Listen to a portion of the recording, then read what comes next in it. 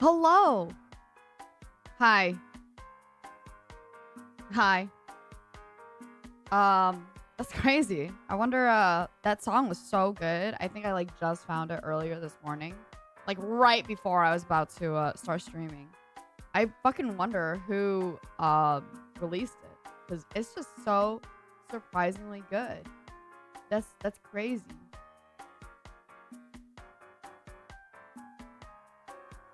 I wonder who it was. But you know what? Obviously, I'm so nice to you guys. I'm so nice. You're welcome. Okay. The link to that song. I'm not about gatekeeping out here, right? Share it to everybody. Share it to your friends. Share it to your buddies. Right? I'm not about gatekeeping, obviously. So, go ahead and check out the link on the pinned comment right over there. Let's go. Give me 1 second. I'm sorry. I have to go get the timer. We're pretty earlier today, I feel like.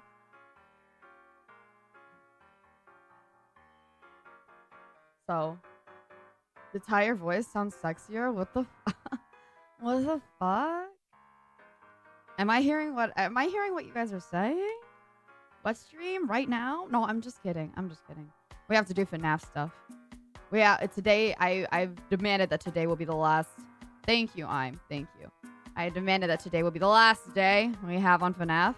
But tell me how sexy I sound with the deeper voice. You know what? We're gonna fucking pull this shit out later during VC Valorant. Bet. No, I'm kidding. Did you see? I did see the free to use FNAF VTuber model. I did. Thanks to Nordic sent it out to me in a DM right before I like checked on Twitter. I think on Twitter somebody else also sent it to me, or somebody else sent it to me again. I saw like 3 other people send it to me. Some people are finding out that I'm watching FNAF lore. This is my favorite thing about being a reaction. Now I'm a reactionary streamer now. Done. Fucking done. I play games here and there, but really I'm a reactionary streamer. Because this is what happens, right? You guys watch me watch Christian, and then within like a week, everybody's like, any single Christian thing, send that shit to Lilybelle right the fuck now. And I've only been watching FNAF for less than a week. It's only been like 3 or 4 days, technically. And immediately people are like, holy shit, is that a free to use Fred? Send that shit to Lilybelle right now. And honestly, it makes me so happy. Like, it's genuinely so fucking happy. Or it genuinely makes me so happy. It's like when you get mail, you know? That's like not spam. Oh shit, I need to change the day. Thank you, anime dude. It's not day 16, it's day 17. It's day 17. So, like... See, I told you all her voice was higher before, also puffy. But I'm sick. But I'm sick. So you can't count it as my voice being higher before. I'm sick. Okay. Day 17, guys. Day 17. Woo. Okay. But it makes me genuinely happy. I don't, you know, I've only gotten fan mail a few times, and I'm so happy about them. I still have them out in a box. Okay. But, like, you know, when you get mail, like the first few times you get mail with your name to your house, you're living with your parents, and it's for you. It's not like spam, right? It's like, no, this is your first invite to like fucking a birthday party or something. You know what I mean? I don't know who still does like fucking mail paper invites for birthday parties or like a wedding. Okay. Low voice arc. Hey, sexy voice arc or what? Sexy voice arc? No, I'm just kidding. Yes. As you heard earlier, I know I joke or whatever, but today I finally am so happy to say that I released a second original song with the great producers Genesis and Sasaki. I'm so happy with it. There's a beautiful art for it done by Poochie in the style of 90s anime. I knew it had to be that way because it is a city pop song. It's a beautiful, fun city pop song that's totally safe and definitely not on the idea of murdering anybody like we're about to talk about right now from FNAF. Woo! Thank you so much for the Spotify link. The YouTube link is pinned. The Spotify link is right there. honestly, I'm so happy. You guys, a lot of you guys who's been here on this journey with me for a long time can see the difference between my confidence in the very beginning and at the end currently, right, of my singing career. Shaman's not here, but I think Shaman can contest to that, or anybody who's been here for a long time. At the very beginning, I think every karaoke had to be drunk karaoke. And that's due to, I say this all the time, I grew up with a very like artsy family, right? So aunts, uncles, and like, family members everywhere are professional singers. Happy VTuber Day. What the fuck is happy VTuber? Is that a VTuber Day? Is that a thing now? Is today a VTuber Day?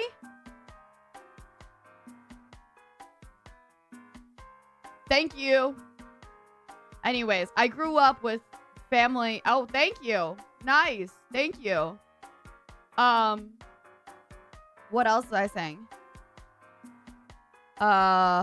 Yes. So, I grew up with family members that are professional singers, right? Or, because everybody is artsy, even if you're the professional singer isn't there, you have other musicians who know what professional singers sound like. So growing up in that environment is both really, really cool, okay? Saying like, oh yeah, I grew up with artsy family members. They're all just kind of party or, and they're all very like, yeah, it's going to suck. But, if you want to love art, then you love art kind of stuff. But it also sucks because even as a kid, they have absolutely no filter to tell you, yeah, your art is great. Great job, kiddo. They will say, wow, that kind of sucked, dude. They will say that. They will. And like my brother was always a better singer than me also, just because he gets the chance to practice more. I started working really young because I'm a greedy little bitch. Full stop. But realistically, he started young and, he did fall in love with other parts of music that I didn't. And so he always became the better singer. And I will still attest to this. I do love his singing. Like I listen to it myself and like the music that he composes and everything. But it means that it's harder because we have like every Christmas is like a karaoke. Every Thanksgiving is like a karaoke. Literally any single time we go by and we get drunk, it's karaoke. All right, it's karaoke time. And this kid comes out with the fucking voice of Michael Bublé. All right. And I come out with a very not unique voice and just generally not more practiced, but it's not more practiced because then I feel really inferior next to my brother, right? Says the embodiment of, we all knew you're greedy, stealing our hearts. Yeah, Hoshino family is just full of like a lot of talent. We've got like, when I say like artists, I literally mean we have actual like, traditional form of art with paint and shit, and then we have actors and actresses and directors and fucking musicians, okay, composers and people who play in bands every fucking week and singers, and it's crazy. Anyways, but ever since I started being with you guys have genuinely, I'm sorry, I just remembered this, the ADHD just shat right there. Hold on, give me 1 second.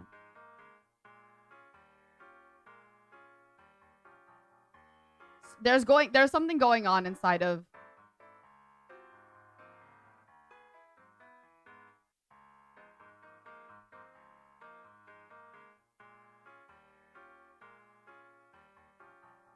Alright, there's something going inside of the admin chat real quick.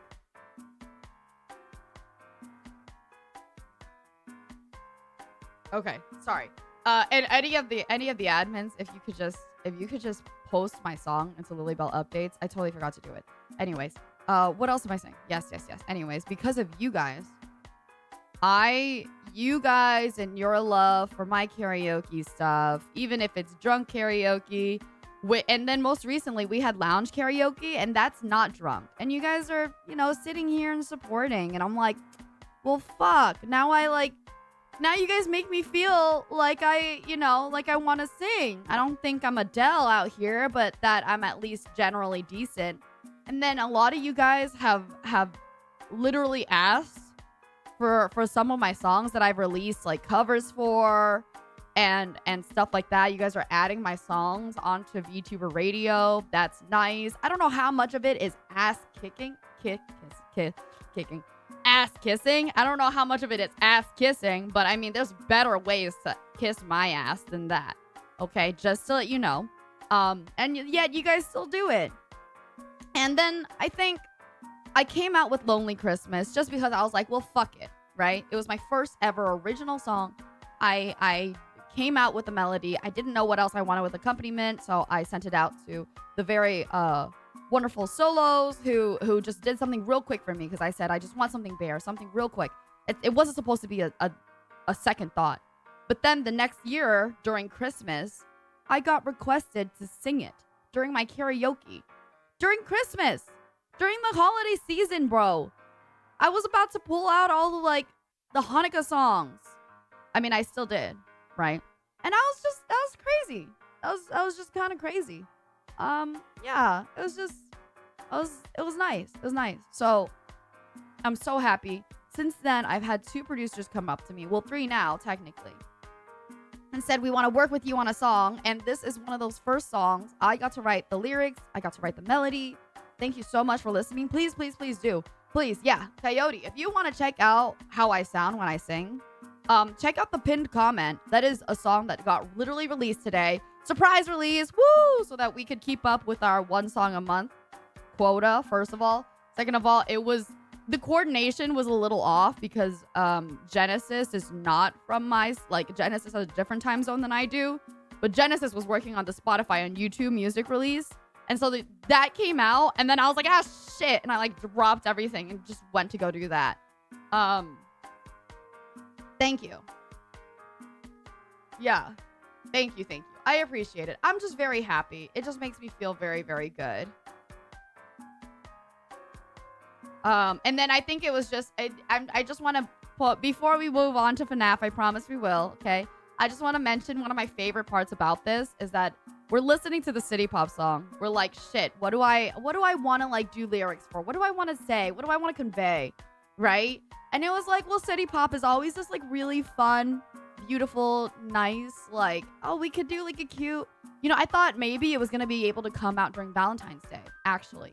So I was like, oh, we could do Valentine's Day shit. We could do a love song. And as I'm writing the love song, right, more really obsessive feelings started coming out.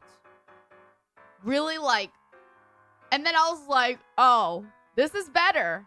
This is better. So if you guys notice the lyrics, as much as it sounds so fun and cute and great, obviously, as you can see in the art, this shit a yandere song. This shit a full yandere fucking song. Yeah. And I thought it would be great. I thought it'd be so exciting. I thought it'd be really funny and a good call out for this nice city pop vibe to be about, yandere.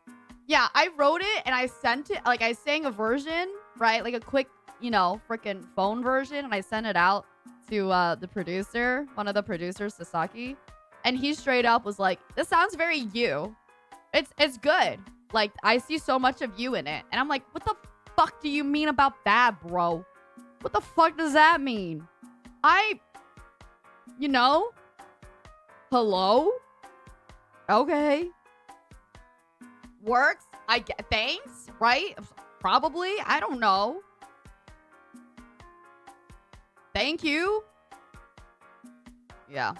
So, yeah. Anyways, please. Yeah, she's obsessive and serial killer. Yeah, aw. She's obsessive and serial killery. I think that is what it is about yandere that everybody fucking likes.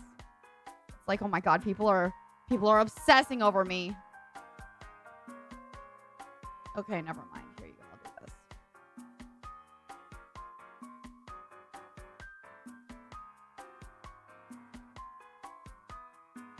There we are. There we are. I posted it on the Lilybelle updates also. So if you go in the Discord and go to Lilybelle updates, you'll be able to see the tweet.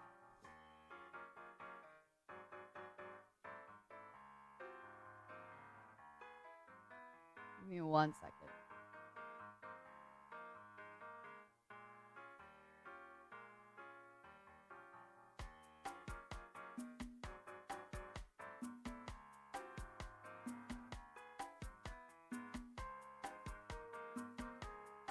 Oh, okay. It's because you put it in notifications. My bad.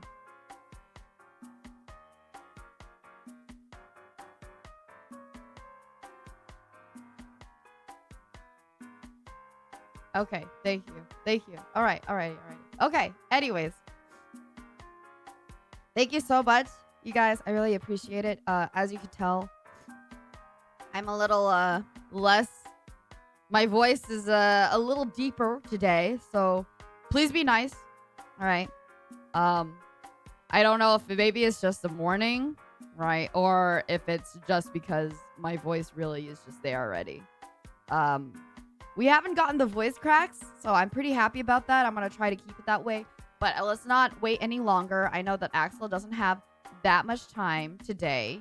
And I know that, you know, Axel's the one that really, you know, is a FNAF fan. So he wants to see me do this. Axel doesn't control the stream. Hi, T-Sor. Axel doesn't control the stream. But, you know, Axel's a pretty prominent community member. What the heck? Why isn't the chat? My voice is a little deeper. Please be nice. That's literally the best part. No, desktop shouldn't be muted. I think Chat Bear is just thinking too long. Chat Bear is like disassociating. He's like, when are you going to be done with this? When are you going to fucking finish your just chatting moment? All right, let's get into it. Let's get into it.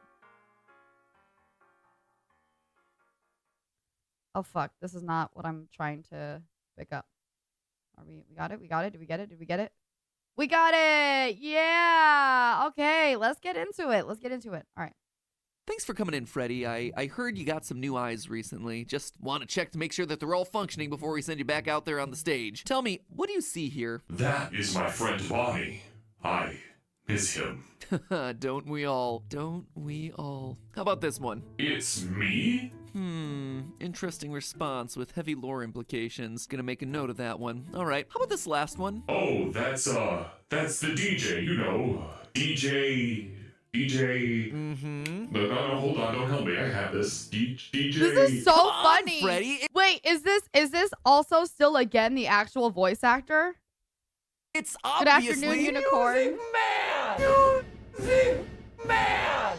Oh! Music man! Music man!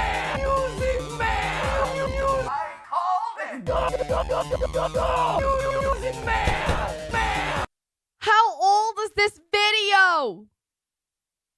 This is only like maybe a year and a half ago. Man! Music man! Man! Oh! I was so close!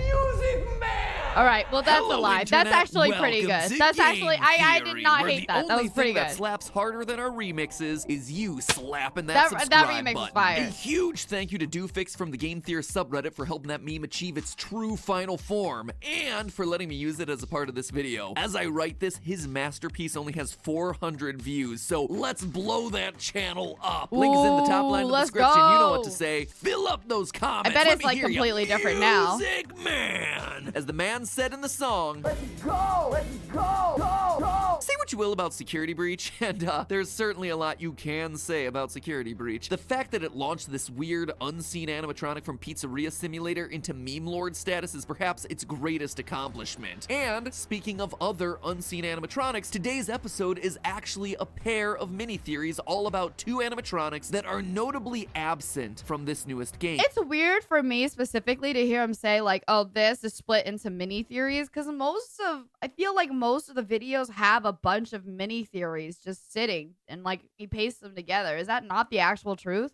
Thank you, Coyote. Thank you, everyone. Yes, please check out my new song. I worked with Sasaki and Genesis, my friends, with on it. It's pinned at the top. Characters that have been with us since the very beginning of the franchise, but whose 80s shoulder Oh pads shit, apparently I'm weren't sorry. Also, by the way, today is my funathon day 17. Woo! Day 17. Well, Foxy is in this one. Yeah. Day 17. We are 75 out of 120 for our next spin. All the rules are in the bottom middle, okay? And we're chugging along here. Yeah. big enough for the final cut. And in a game that throws so much Freddy spaghetti against a lore wall to see what sticks, what gets I feel like they're always from the game unrelated, is almost so as I don't interesting know. as what made the final cut. So what are the mysteries surrounding these two animatronics? Can we solve the mysteries? And what do the solutions tell us about the lore of this new game? That, my loyal theorists, is what we aim to answer today. Missing animatronic number one, Glamrock Foxy Bonnie. isn't. You Roxy thought it was is. strange Isn't when the Roxy? trailers first dropped and we saw our Roxy is just Foxy. Right? Am I crazy? favorite animatronics in their new 80s get-up. Freddy, Chica, I thought they were Foxy, only missing kind of, Bonnie. and Bot. No, that's an alligator. Roxy's Yep, a wolf? go- Is Roxy new? Oh, fun. Oh, no, Roxy's. Okay. Wait, they are missing two then. Yeah, never mind. That's confusing.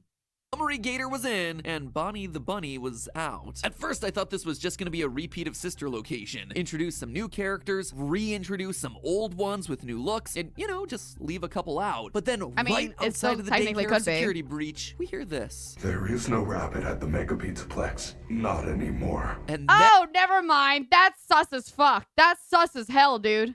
that right there, my friends, is theory bait. Stick it on a fish hook and drop it in the water Yeah, to reel me in. it's true. Clearly, That's this weird, was more than just an specifically saying arbitrary that. swapping of characters. There's a story here, a mystery to solve. Glamrock Bonnie did exist at some point here in the Pizzaplex and now doesn't. And the game continues to remind us of this mystery as we explore them all. While trying to decommission Chica, you have to venture into Bonnie Bowl. And while we're up there, Freddy says this. Dude, it's so weird for me to look at Freddy and, like, it's so easy. I don't know how they did it, but they made him instantly, like, a best buddy.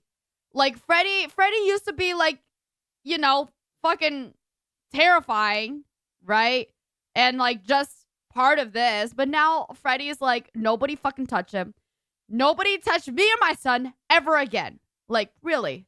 I do not come up here anymore. I miss him. We even get a collectible message from Roxy Raceway that talks about him. Oh my Quote, God. Management report. The bowling alley needs a re-theme. While most of the Bonnie art was removed, kids keep asking, where's Bonnie? Do we have an officially approved response? So... That's sus. That's sus as fuck. All right. Whatever this theory is, I'm going to have to come behind it, all right? Because that's crazy. yeah, where is Bonnie? The kids want to know, and heck, I want to know what happened to everyone's favorite rabbit. Well, to answer that, we actually have to follow the other messages that we get in the Faz Watch. Specifically, this security alert found behind a locked Monty gate in the game's opening service tunnel. Quote, security report 12:24 a.m. Bonnie is seen leaving his green room in Rockstar Row heading east towards the atrium. 2:40 a.m. Bonnie enters the East Arcade. 4:12 a.m. Bonnie enters Monty Golf. Bonnie is wandering around the Pizzaplex and winds up in Monty Gator Golf. And see, this is an important detail because as we see in both the game and the collection.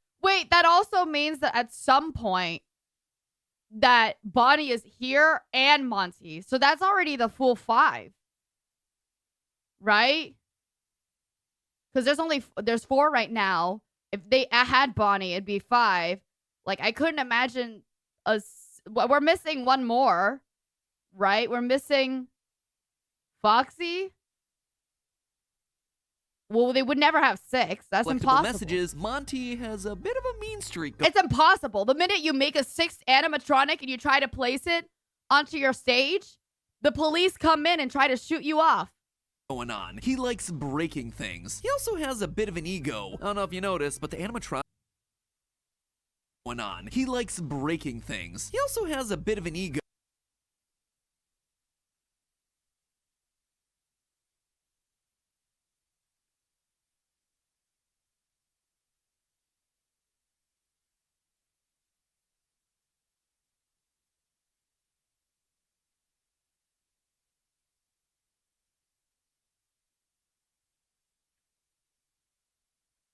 I don't know if you noticed, but the animatronics in this game are unusually human compared to the ones that we've seen previously. They have See? It's not just a gator, okay? They're unusually human. Personality, emotions. We see Roxy crying in her room because we've managed to escape her. We should have found him by now. What if, okay, I have two types. I have Chat, two types. Do not take Lily to Florida, Lamau. I used to live in Florida. That's a lie. I have 3 types? What are my types again? Somebody pull up my Tumblr sexy men list and remind me what my types are. Because one of them is definitely ego bitch brats that need a punch to the face. I'll tell you that. I definitely know that. The second one is really sad emo boys. No, it's not fair. I don't remember my third one. The third one is I think...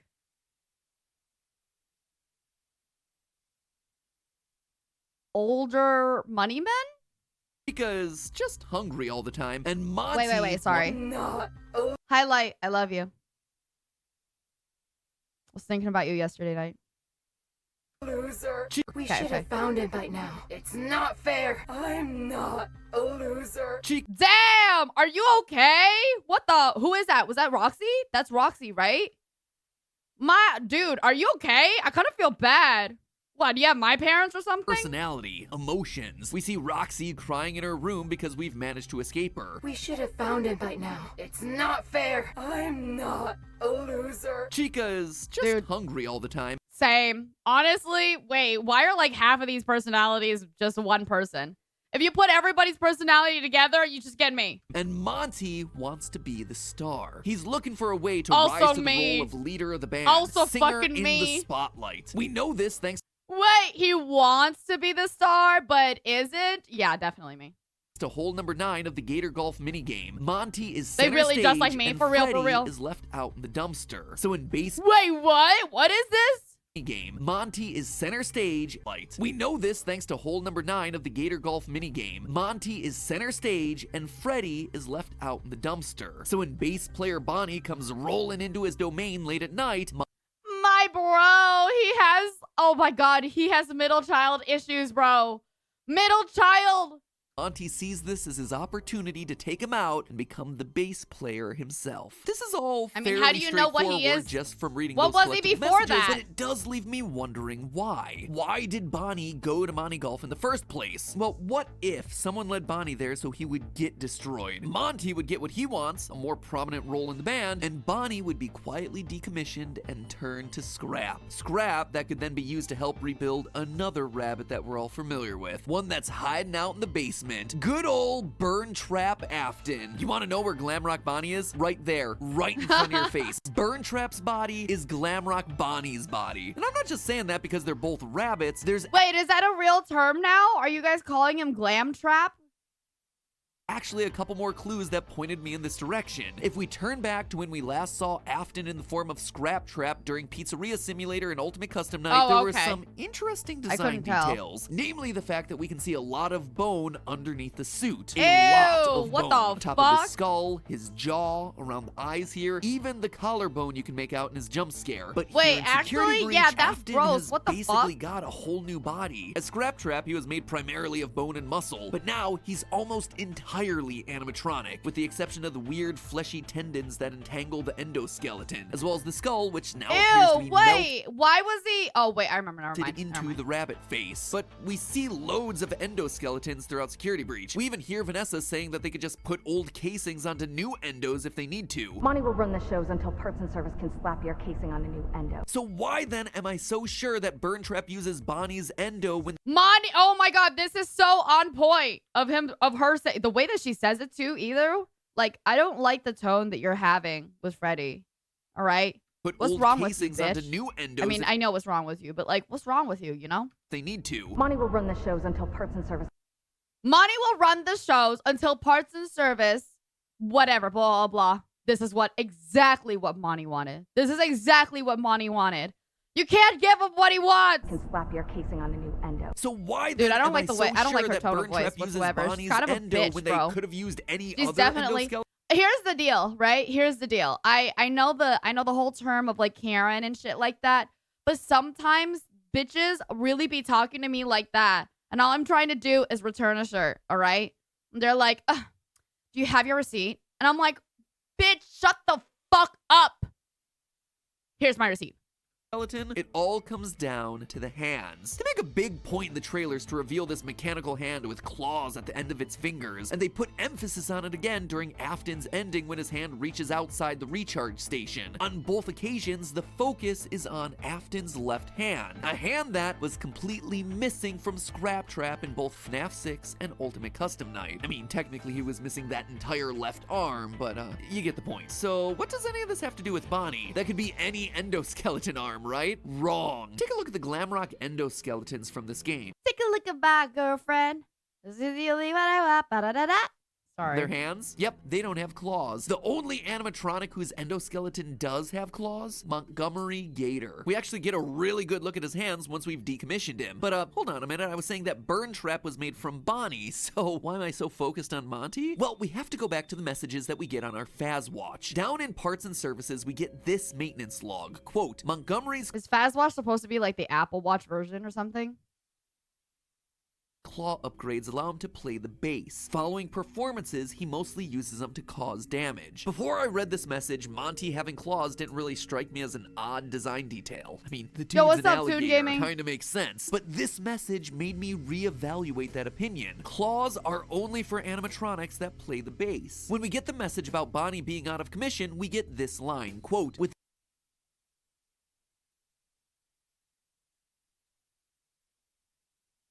Bonnie out of commission, we are making I feel so bad just right there. I paused it for absolutely no. I paused it so I could read it, and then I was like, wait, he's gonna fucking read it right now. Chill.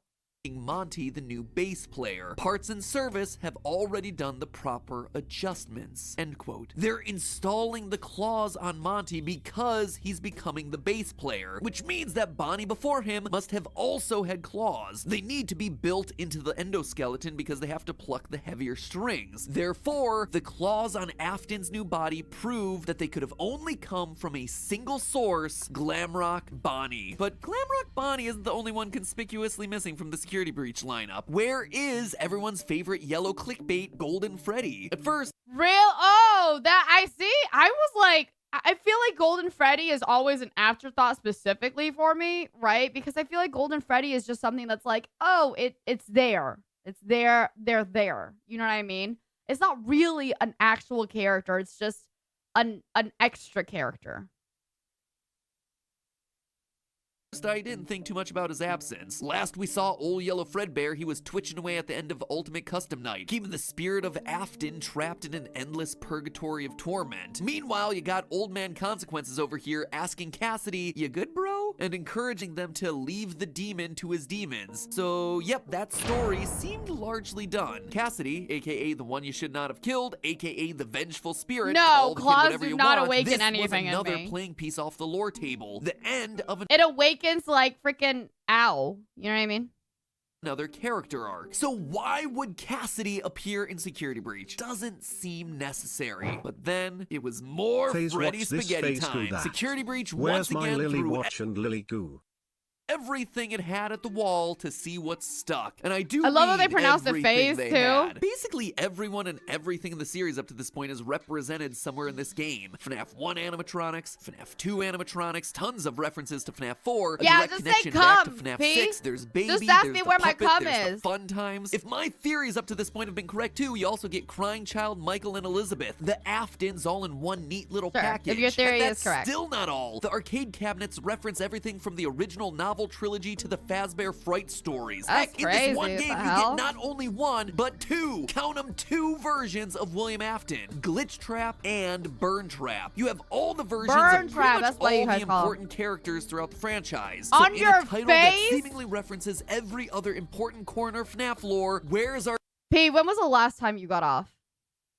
Just out of curiosity. You don't have to tell me, but if you don't want to tell me, just say I don't want to tell you. But you forgot how to flirt? No, it's open. It's pretty open. Depends on what flirting is for you, bud. Ah ha ha ha. our golden boy Freddy? Well, he's there. He's You could get off and be virgin. You could just masturbate. hiding in plain sight, right here, inside the Princess Quest arcade games. The princess is, quite literally, Golden Freddy. Or, to be entirely accurate, it's actually... What? Oh, I mean, not the This worst. is quite literally Golden Freddy. Or, to be entirely accurate, it's actually the spirit of Cassidy inside the arcade game. I know, it seems crazy, right? And while I could try... I'm sorry. At this point, I will sit here and go, they're both golds, why not? Because in the beginning, it quote unquote seemed crazy.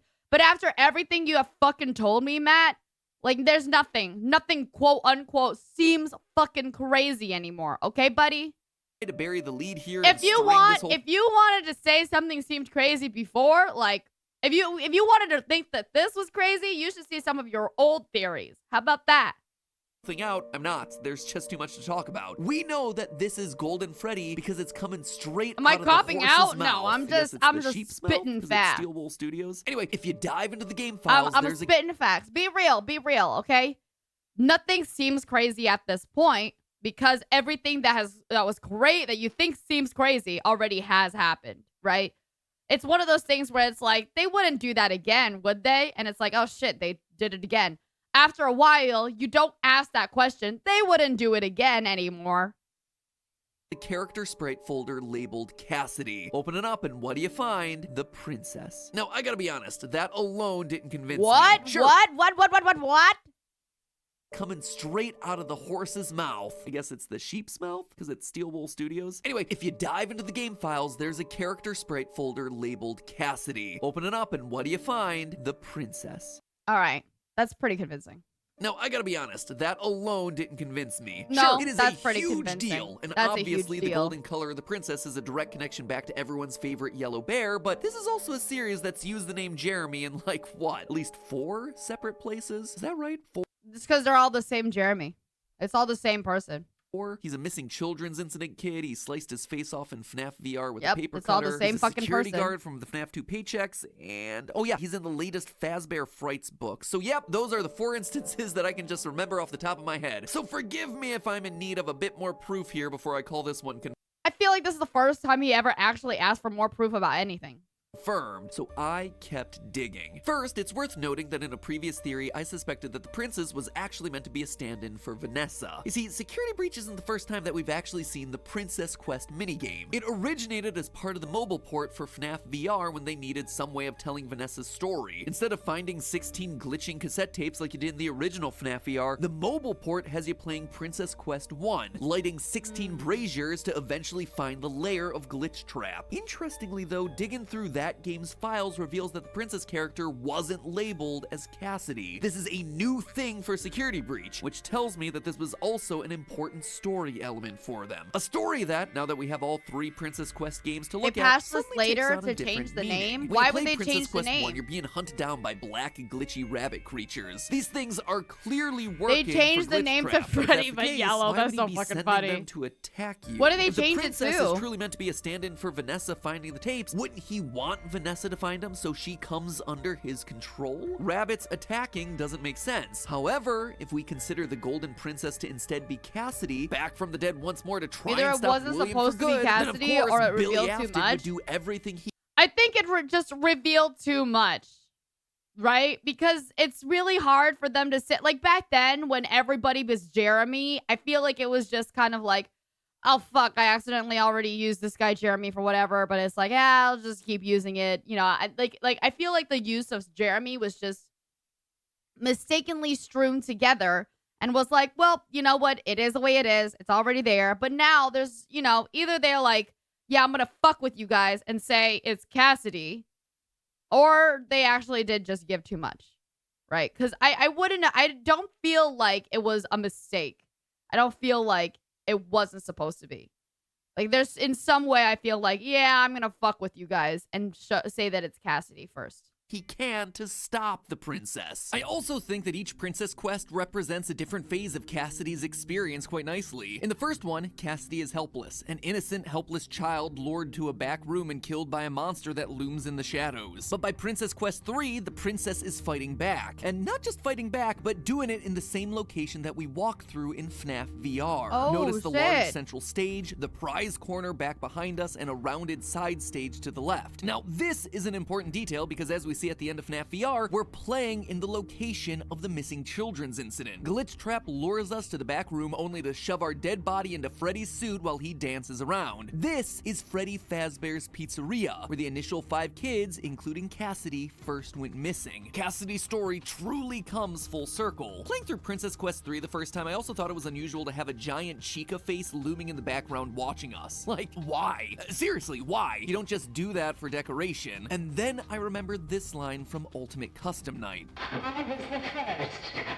I have seen everything. I was the first. I have seen everything. This means that Susie, the spirit inside of Chica, saw the deaths of everyone else, meaning that she was probably watching as Cassidy was killed. It's kind of awkward for me to think, oh, Susie's the first, but Cassidy's the most vengeful. I don't know. Like, that's realistic. That's like the most realistic of it all. The actual, like, no, that shit could happen IRL. That, like, you know, one of them, obviously not all children are the same. Not all P personalities are the same. So maybe Susie's just a nicer personality, you know, and she didn't want to be vengeful. But Cassidy was like, no, fuck you. I'm a sassy brat. I'm going to be vengeful. But I don't know, in a storytelling aspect, I'm like, I think I've been fed normal, like, the special one tropes so much that being the first, I assume that being the first would make you the most vengeful. You know what I mean? Hence why she, of all the characters, would be the one watching us in this moment. So the file name matches, the color matches, the narrative arc makes sense as we revisit important locations from Cassidy's past, but that's not all. Elsewhere in the files, there's another piece of glitch text, similar to the text that we originally saw when you approach Glitchtrap in Princess Quest 1, but this time it's much shorter. It'd be hard to decipher if we hadn't just decoded Afton's text before, but we did, and using that code, we're able to translate these dots as "it's me," the iconic phrase that we've seen every time Golden Freddy has been present throughout the series. Okay, yeah, there's no way this wasn't meant to be some sort of Golden Freddy, bro. This is definitely some sort of Golden Freddy, okay? Last but not least, Cassidy being here just makes sense with the story. Well, yeah, of course this is giving away too much. The hell?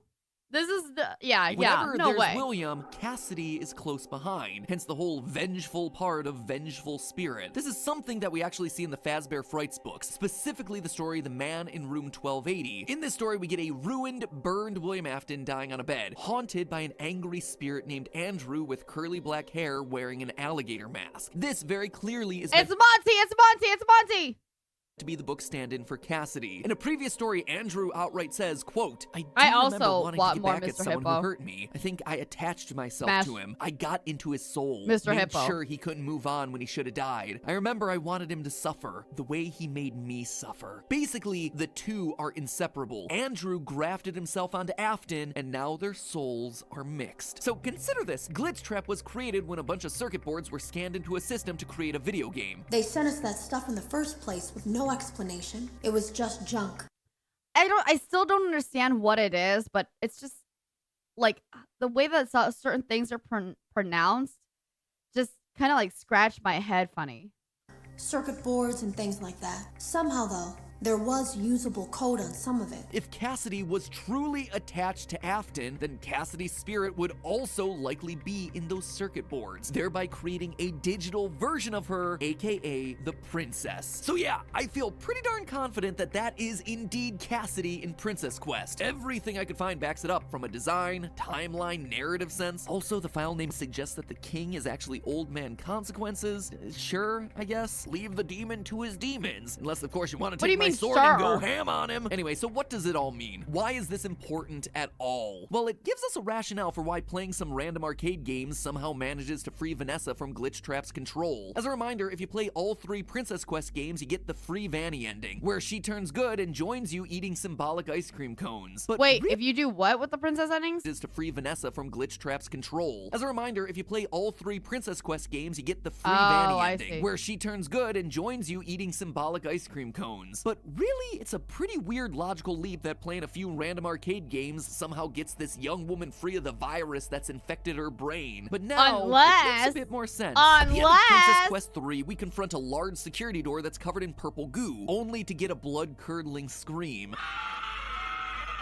That goo tells us that it's glitch trap behind the door. It even has a glowing set of eyes on the left-hand side, which, if you squint, kinda looks like a rabbit head. Okay. I mean... Okay. This kind of goo wasn't present in the identical door within Help Wanted, implying that he is now in control. So when Cassidy unlocks the door and goes in, the digital scream that we hear from the other side is Glitch Trap dying, crying out as Cassidy delivers the killing blow and maybe, hopefully, finally putting both of their souls to rest. Security Breach to me has been this story about endings. I have not Throughout seen all the of my Spider-Man 2 Security Breach gameplay theories thus trailer. far, I we haven't seen focused any of heavily on the idea of characters coming full PlayStation stuff. circle, giving closure to them and ending their parts within the FNAF storyline. We've The been trying to crying push child the and missing FNAF children in got before their closure back in Axel FNAF has to 3's go on Happiest holiday. Day. Henry So and the Axel puppet can see got my their reactions. closure in the FNAF 6 ending. If I'm right about my theories, then the rebuilt Afton kids get their closure on the hillside eating ice cream here in Security Breach. And now Cassidy. While all the other dead kids of the series have been able to move on, Cassidy has always remained, always trying to chase Afton down, torturing. It genuinely makes me feel weird for him to continue. I know that this is the embodiment of Cassidy, right? But like, this picture is just so fucking creepy. I don't want to see it anymore, dude. Him in purgatory for what Of he's done. all the So things that are driven by creepy anger here, and like, revenge that she Cassidy's couldn't let picture is go. fucking so creepy. This feels like a great ending to this chapter of the series. Finally, Cassidy gets to join the others and rest, putting aside their agony and putting an end to the Golden You Freddy rather arc, Fruity and Maze hopefully Girl? Afton's If it is a arc as fucking well. jump But there's scare still me, yeah. one more that's incomplete. One more series of secrets in this game that we haven't talked about yet. Tune P, in what next kind of ice FNAF cream do you episode like? as we wrap up our coverage for Security Breach by talking about the most controversial and frustrating part of it, the retro CDs, the mysterious Patient 46, and what all of that I want to has hear to about do with Patient the theories 46. that we've covered so far. So bite of 87 that subscribe button to ensure that you don't miss it. And as always, remember, it's just a theory. A game theory. Thanks Nice. He for did it. He did watching. it. He did it. So remember, February 19th, Oh, thank God. Saturday. Today, we end the horror. Today, we solve FNAF. Wait, didn't we say this exact same thing 7 years ago? That video was good. Yeah. That video was good. I think that was the one video in which I was like, you know what? It's good. I liked all of what you just said. It's fair. All the things you just said. I feel like every other one, I give him a lot of pushback, but that one, I was just like, no, that's fair. That's fucking fair. Yo, what's up, Darebrain? Music Man! Still makes me feel weird that he cares so much about Music Man, and he's like, look, Music Man, and like, hello, Balloon Boy been here since when? Hello, Internet. Oh, Welcome Fear to Theory. Game That's Theory, funny. the show That's that very reminds you that if you interesting. click the like button hard enough, it'll summon DJ Music I'm a Man thing to for your mint neighborhood foods. for I a block love party. mint Go ahead, foods. try Mint it. chocolate Hit that chip like used to be my button. Didn't work? favorite. Have you tried clicking subscribe? I hear that sometimes works too. I guess you must not be clicking hard enough. I don't know what to tell you. Speaking of not working hard Finest, enough, you know aren't what? you We'll take tired it. of We'll just take what plain fine- boring merch? The kind that We'll you take buy what and fine- sure, it looks cool, but it fine just sits can there on be. your body, not doing anything interesting. Well, what if your merch was actually a puzzle? Introducing the world's first quest jacket. I know what you're thinking. A denim jacket isn't anything revolutionary, and you'd largely be right, except you'd also be missing one of the most crucial details. Those patches, they're not just any old D&D style patches, they're clues to help you solve a much bigger puzzle that exists inside of this thing. This is actually very, very cool.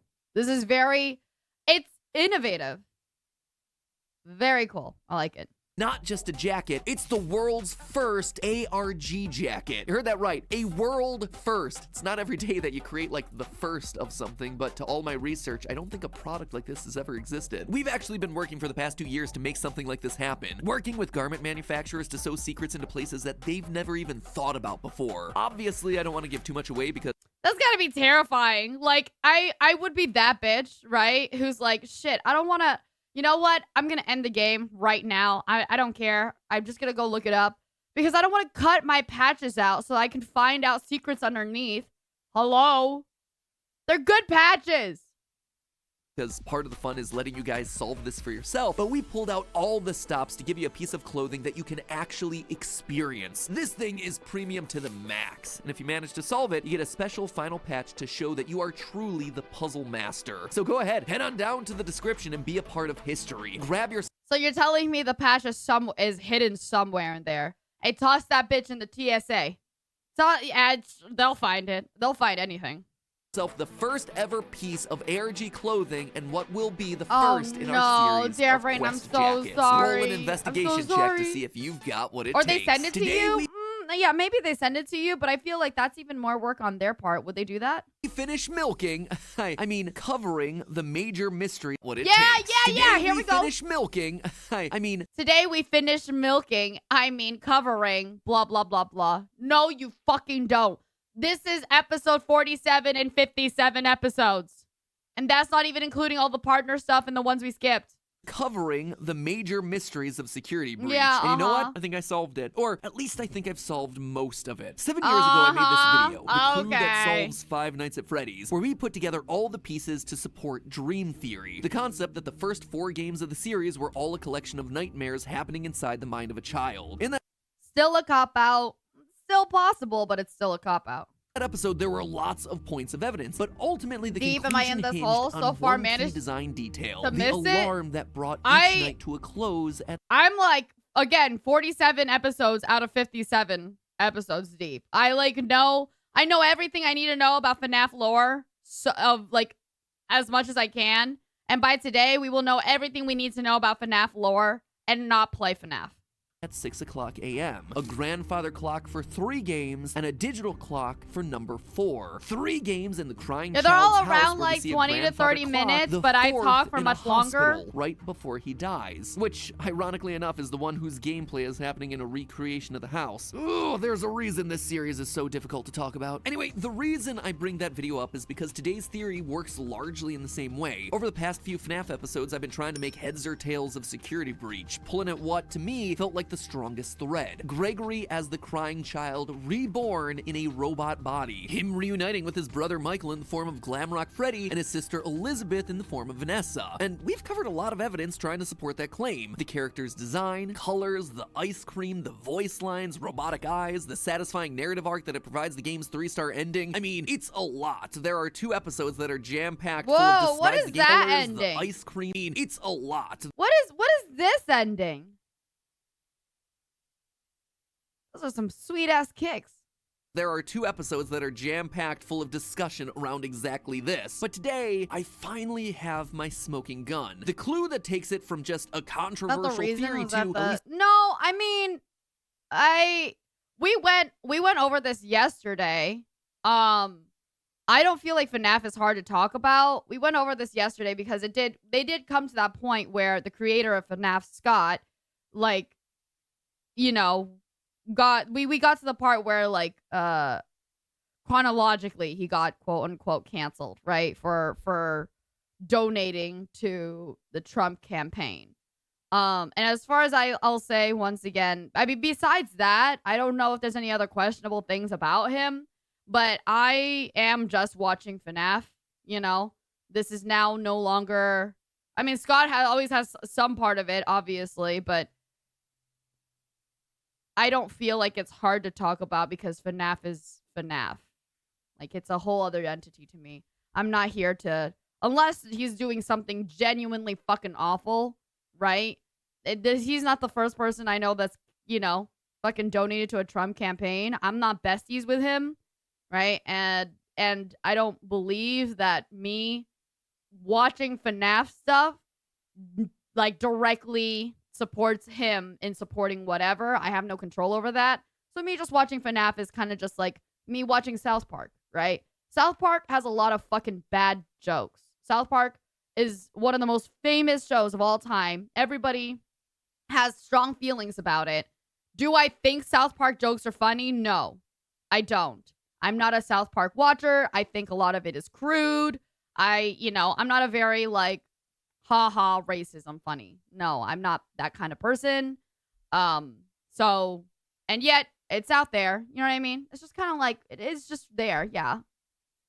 least in my mind, largely proven fact. Just like with the clocks and the dream theory, it's the one clue that is so specific, so intentional that it confirms that this was the main intent of the game. Until, of course, they decide to retcon it all due to bad audience feedback to keep the franchise going for another 7 years. Sorry guys, I hate to say it, but I think I'm unfortunately right this time. Gregory is a robot, and he's the crying child reborn. And by the end of today, I think you're gonna be convinced. And then from there, we're gonna talk about how all of that factors into the game's narrative and its final mystery, Patient 46. It all begins here, the post-it room. Huh, what? This is unexpected. After exploring the sewers to decommission Chica, Gregory winds up here, a room full of— Oh! I'm so sorry. I thought you were talking to me specifically. Like, why are we, because right before that, I think you were like, how deep are you into this? I thought the FNAF was hard to talk about. I'm so sorry. I didn't realize that he mentioned some shit like that. That's so funny. My bad. Yeah, no, that's fair. I'm gonna let this go now. I'm gonna shut the fuck up. I talk way too much. I'm thinking, dude, the amount of ego I have on myself to obviously think that you're talking about me. My bad. this. But today, I finally have my smoking gun. The clue that takes it from just a controversial theory to, at least in my mind, largely proven The fact. dream theory? Just like with the clocks and the dream theory, it's the one clue that Is this dream theory still? So specific, so intentional that it confirms that this was the main intent of the game. Until, of course, they decide to retcon it all due to bad audience feedback to keep the franchise going for another 7 years. Sorry guys, I hate to say it, but I think I'm unfortunately right this time. Gregory is a robot, and he's the crying child reborn. And by the end of today, I think you're gonna be convinced. And then from there, we're gonna— Cop out alarm! Cop out alarm! I keep accidentally writing down cop out alarm. Hold on. Alarms sound. Sound, not spine. You know what? Just watch your ears, watch your volume, okay? That's a cop out. That's a cop out. All right? No matter how right or wrong it is, having Gregory be a robot is a cop out. Have you considered reincarnation and symbolism? Have you considered that one? No? Well, you know what? That has been around as a quote-unquote theory and concept for like 1 million years, okay? Instead of robot children. I'm just saying. It's a cop-out. To talk about how all of that I can understand it made sense at the time. Mystery, I'm just saying 46. It's still a cop out. It all begins like here, if it were true to be, it's a cop out. Room. Huh. What? This is unexpected. After exploring the sewers to decommission Chica, Gregory winds up here, a room full of glowing staff bot heads and lots of post-it reminders on literally every surface. I mean, this thing is a flashing neon sign that says important lore here. And yet in online discussions, it's been largely overlooked because it's kind of sandwiched in the middle of the game, overshadowed by the animatronic spaghetti monster ending. And even though I knew that something had to be hidden in here, trying to figure it out was like finding a needle in a haystack. So what is this? What are we looking at here? I think it's pretty obvious. Yeah? Is it obvious, Matt? What is it? You get to a certain age. Uh-huh. And you gotta start taking notes. Post-it notes? What? Yeah, you just leave them around. What? Okay. But also there's robot heads. So with that incredible insight, I spent literal hours off camera trying to look— Wait, who is this? in a haystack. So what is this? What are we looking at here? I think it's pretty obvious. Whoever's voice that is, I like that voice. Yeah? Is it obvious, Matt? What is it? You get to a certain age. Uh-huh. And you gotta start taking notes. Post-it notes? Yeah, you The just behind the scenes guy? Yeah, I'm into his voice. I like it. leave them around. Okay. But also What there's, do you mean, LOL, Lily? What? You don't expect me to sit here and talk about all the things that make me wet? Hello? GT Live, it's his editor? Yeah, he can be my editor. GT Live. Hold on. Hold on. Somebody has a GT Live love, like, thing.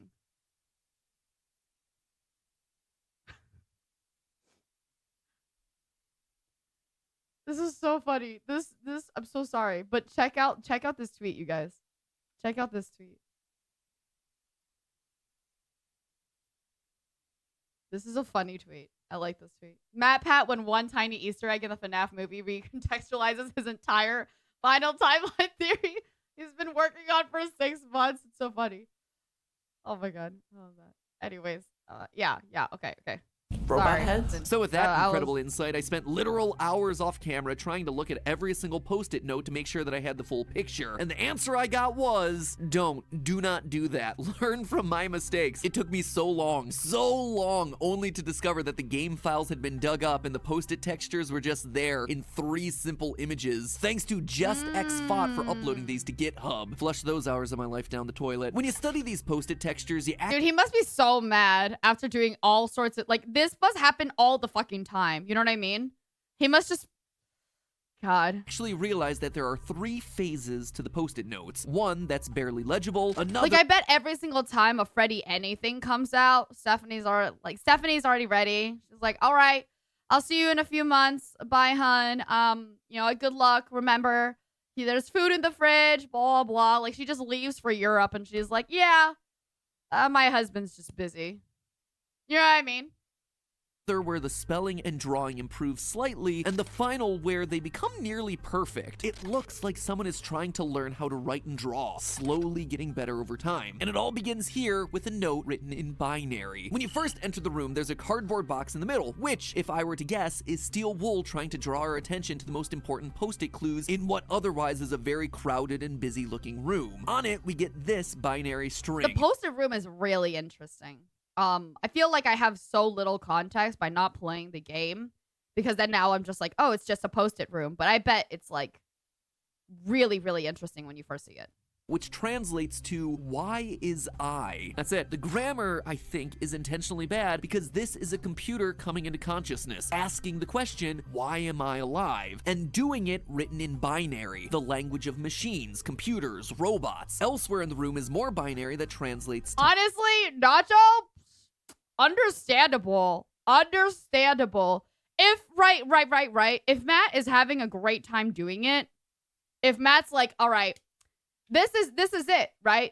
I'm having a great time doing it, and I'm just gonna be gone, and I'm sitting here getting to enjoy the money. Fuck yeah, bro. Get that bag. Do it, bro.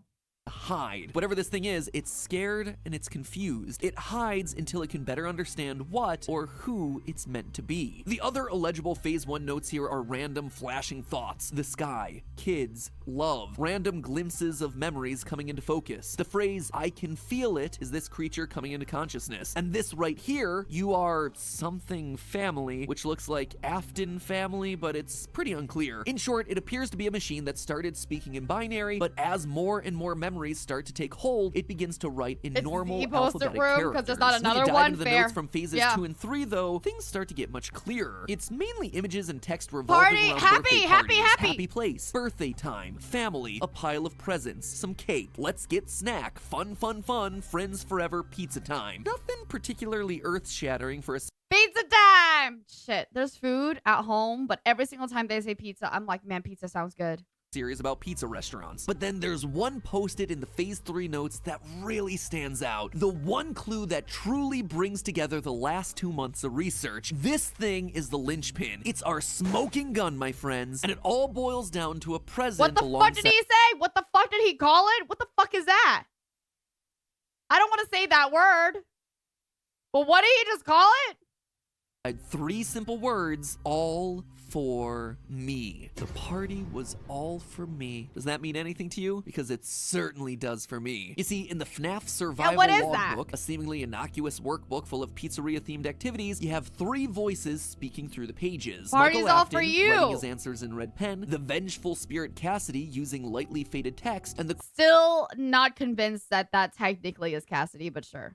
Crying child altering the physical text of the book. One conversation that happens between Cassidy and the crying child plays out like this. Cassidy says, the party was for you, and the crying child responds, it was for me. All for me. Suddenly, all the party imagery makes sense. The balloons, the cake, the kids. This is the bite victim, the crying child, coming into consciousness and remembering the birthday party that took his life. And using this context, suddenly everything in these notes takes on a whole new meaning. In the first phase of notes, we see a crudely drawn house with a set of arrows pointing towards what looks to be a strange set of doors. Maybe another building? Which admittedly doesn't make much sense unless this is the crying child, who, in FNAF 4, would walk down and to the right and then back up to go to Freddy's with his brother every single day. In the phase 3 notes, we see this close-up of a bear. Freddy's is literally just right next to him? Freddy's is the neighbor? Which would have been the last thing that the crying child saw before his head got chomped. Blue, yellow, green. Hey, yo, Disney, catch this guy. And catch this game, Disney. That's Winnie the Pooh right the fuck there. No, I'm just kidding. Would have been the last thing that the crying child saw before his head got chomped. Blue, yellow, green, and red. Those are the flashing lights above the Fredbear stage as he gets bit. Or, you know, maybe it's the balloons on the nearby table for someone who can't tell the difference between blue and purple. Even things like hide and no hide relate to the crying child's behavior throughout FNAF 4. He hides under tables, and he is constantly made fun of for it throughout the game. We also see a lot of dialogue about running away, just like on the post-its. Digging deeper, we also start to see other patterns emerging. The number 7 shows up repeatedly as both a set of tally marks as well as a set of 6 faces with a smaller 7th one off. 7 children, 7 children, 7 children, 7 children, 7 children. Softball Demon 1650 is now boarding. Welcome to Lilybelle Air. Hope you have a safe and enjoyable flight. I have no idea what the difference between that and that is. Off to the side. This ties us directly back to FNAF VR, where we had a glitching purple gravestone for Afton in the middle of 7 normal gravestones. 5 missing children, Charlie the puppet, and the smaller face watching on, the crying child. As he says in other notes, all my friends. There's also repeated use of the number 3. 3 faces. All my friends! 3 kids, words repeated 3 times like home, home, home, and fun, fun, fun. 3 slices of pizza, 3 presents, even just counting to the number. Did they get an actual child to write some shit like this? Honestly? Because the handwriting is pretty accurate to actual children. What's up, Nacho? 3. So what's what your would that question? mean? Well, think about it. We've seen a lot of references to a house and family throughout these post-its. Seems to me like it's a reference to the 3 Afton kids, Michael, Elizabeth, and the crying child himself. And the thing that brings all of it together isn't a post-it note, but instead the table higher up in the room where we see the staff bots arranged like a family at dinner. A mother and a father. This is directly above it? This is directly above it?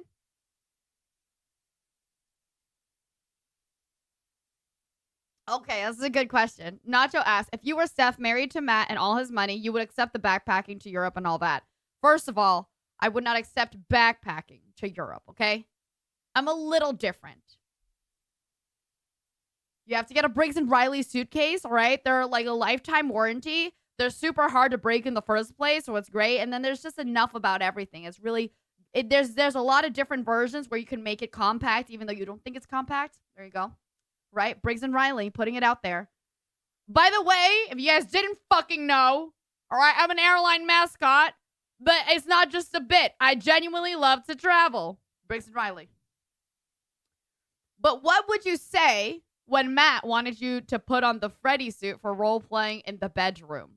I would ask him, Freddy? Really? Not like a Bonnie or something? Not like Chica? Toy Chica? I'd probably ask for the more comforting ones. But if they were like, yeah, no, it's Freddy, I would not mind. It's not weird for me. It's not weird. I mean, this is the same bitch that straight up was like, some guy wore a Spider-Man costume and it worked, bro. Seriously. Seriously. He cosplayed a Spider-Man and I was like, yep, that's fucking fair. Let's do it. Get down. Right there.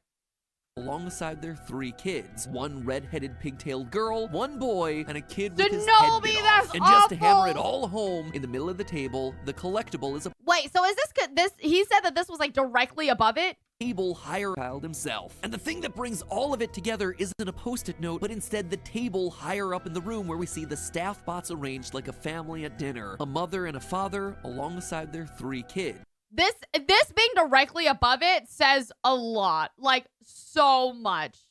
It's one red-headed pigtailed girl, one boy, and a kid with his head bit off. And just to hammer it all home, in the middle of the table, the collectible is a poster for Fredbear's Family Diner. The place There's of the the bites. The place poster. where all of this began. It looks like the robot finally figured out who he was, and he started to recreate his family. The robot is the crying child, which by proxy then has to be Gregory. And if you need further proof of humanoid robots in the game, Becky on Reddit caught this detail from Sister Location. Humanoid heads, ones that look very similar to Gregory's face. Whoa, and the last wait. thing, much to Hold on. That actually did look kind of similar. I don't want to admit that, but that's true.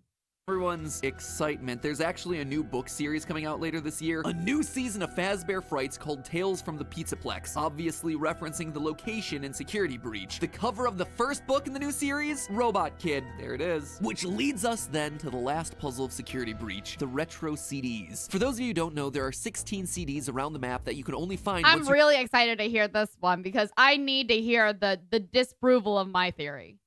Upgraded Freddy's eyes. From there, you take the CDs to a hidden room designed to look exactly like Mike's room from Sister Location. These CDs seem to be recordings of the therapy sessions for two patients. Patient 71, who we mentioned last time is clearly Vanessa, and Patient 46, who we never get to hear speak. And over the course of the various sessions, 46 and 71 are set up to be direct opposites of each other. Vanessa likes flowers, Patient 46 does not. Oh, you like those? The janitor on this floor has a garden and has been putting bouquets in the offices here for years. What's the problem? Oh, the flowers? I'll move them. Vanessa likes blue skies and doesn't like dark basements. 46 prefers it dark. I like the blue sky. I don't like dark basements. Oh, right. Too bright. When the shade's pulled, it feels like we're in a cubbyhole or a cave, yeah? Vanessa doesn't like candy. 46 does. Would you like a candy? No, thank you. Those have 35 calories apiece. Sure. Vanessa! My girl! I think you need to stop being an almond mom. The poor girl is going through something, bro. The poor girl, dude, if you're looking at all your candy and you're going, those are 35 calories a piece. Like, you did not grow up with a healthy relationship to food. I'll tell you fucking that. Sure, you can have a candy. Clearly, we're meant to see these characters as opposites, which is Now I'm excited to see why Axel hates 46 so much. 46 eats candy. why so many people online considered that Patient 46 might actually be Vanny, Vanessa's alter ego possessed by Glitchtrap, or even more extreme, Vanessa's evil twin sister, considering the fire ending shows us a dead Vanny on the ground and Vanessa looking down from the burning building's roof. But what? Glitchtrap, or even more extreme, Vanessa's evil twin sister, considering the fire ending shows us a dead Vanny on the ground and Vanessa looking down from the burning building's roof. But what the fuck are you saying? What?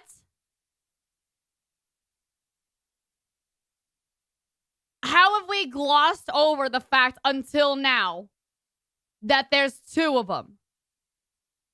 So what happens to the other one? I'm confused as fuck. This is confusing, right? Because as far as we know, this one being security is like also kind of like just rude and saying some sus shit. What? You used to think that was a ghost of her? See, if somebody had told me, oh yeah, that's a ghost of her, I'll be like, yeah, that makes sense. Because this is way more confusing. Where does this go? And where does the other one go? But let's quickly talk. Do you not know about each other? About those two interpretations. First of all, Vanessa and Vanny are the same person. They have to be. All the evidence leading up to this game in places like FNAF Special Delivery have pointed to a woman named Vanessa A getting mind-hacked by Afton and reluctantly following his orders. And in this game, we still have pieces of evidence. For instance, in the CDs, we learn that Vanessa is buying fake fur to make the Vanny costume. On your breaks, it looks like you were shopping for a costume. You purchased some fake fur material.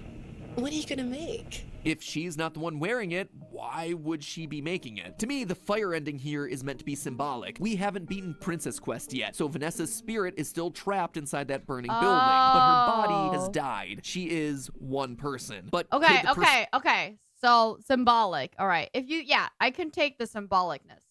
persona of Vanny actually She's a be furry? patient We're all 46. furries. Again, Let's the do it. evidence I'm just down. doesn't seem to add up to that. Fuck it. Throughout their sessions, we get multiple indications that the therapist is speaking to a child. The way they speak to patient 46 here. You don't want me to get in trouble, do you? I could be put in the corner for a timeout. Yeah, you think that's funny, huh? And again here. Tragedy always leads to a feeling of loss. It's a hole that feels funny, right? The way they explain simple words. And I'm surprised by your knowledge of computers. You're something of a phenom. Do you know what that word means? Phenom is not a simple word. Phenom is not a simple word.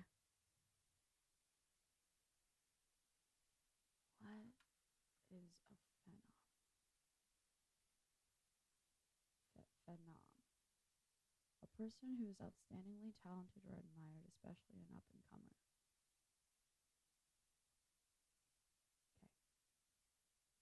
It means you have unusual skill, like a hacker. The way they point out that 46 doesn't fit into the chair. That chair doesn't really fit you, does it? They even mention the fact that they specifically work with children. You know, I work with people of all ages, from little kids to the very elderly. I understand that therapists would want to treat alters as they see themselves, but this just doesn't seem to fit. At no point do we get an indication that Vanny sees herself as a child. But now let's go back to what we assume we know about 46. They're a kid, they like the dark, they like candy, they're really good with computers.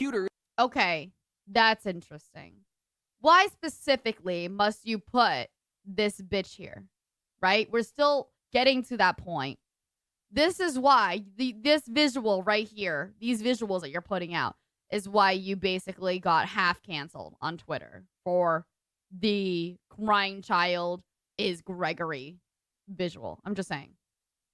In fact, they're a bit robotic themselves, answering questions in cold, detached ways. When I read your account of what happened, it came across as, well, more of an objective rather than a subjective narrative. Oh, sorry.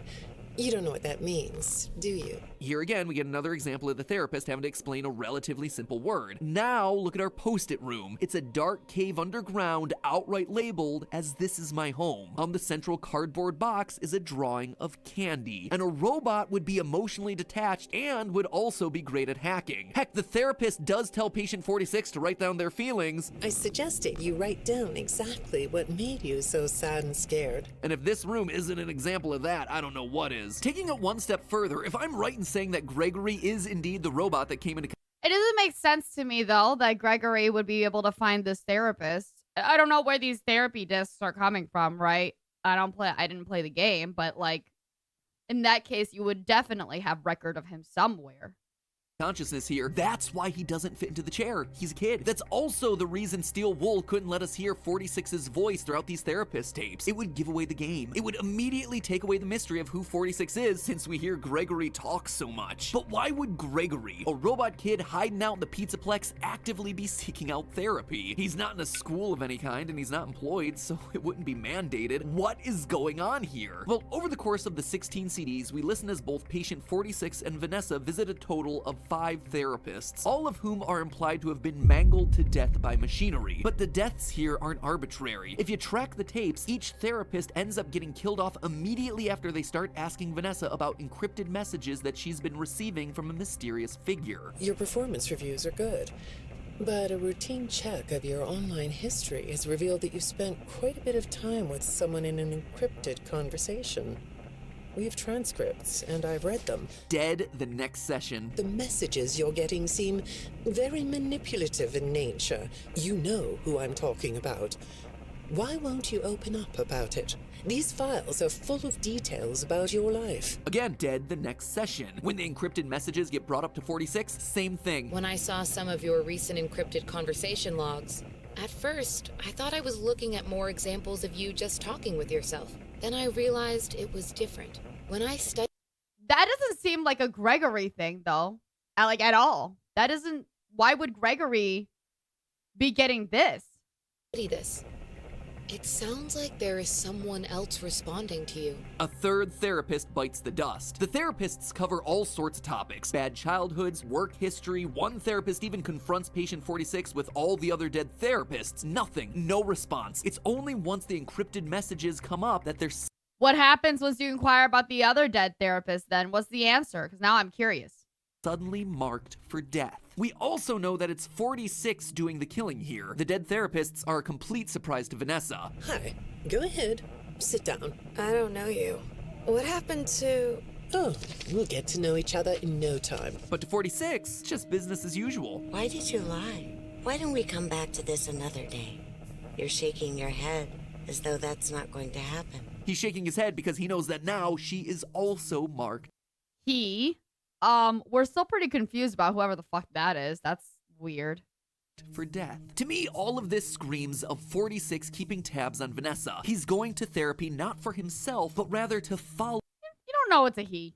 Her actions, making sure that she's not saying anything that she shouldn't about these encrypted messages. And when the therapists get too close to the truth, they're bumped off. We learn in one of the last CDs that patient 46 isn't being manipulated, but is instead the one doing the manipulation. I don't think you're being manipulated here. I think you're the one doing the manipulating. No comment? Huh? Putting two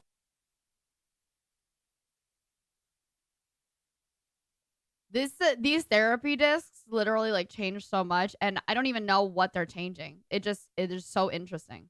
and two together would tell us that patient 46 is the one communicating with Vanessa. He's controlling her life for some reason. In fact, 46 appears to be the reason Vanessa is working at the Pizzaplex in the first place. One odd detail of the in-game messages is that Vanessa was not supposed to get the security job. In the message marked for deletion, we see that Vanessa's lack of security experience gets the interviewer to not recommend her for the job, and yet she's hired anyway, despite, as it says in another message, no prior qualifications. In both messages, we're told that it's an internal reference coming from the top that got her the job. Someone has brought Vanessa here for a specific purpose, and dude, they made Vanessa so pretty for no fucking reason.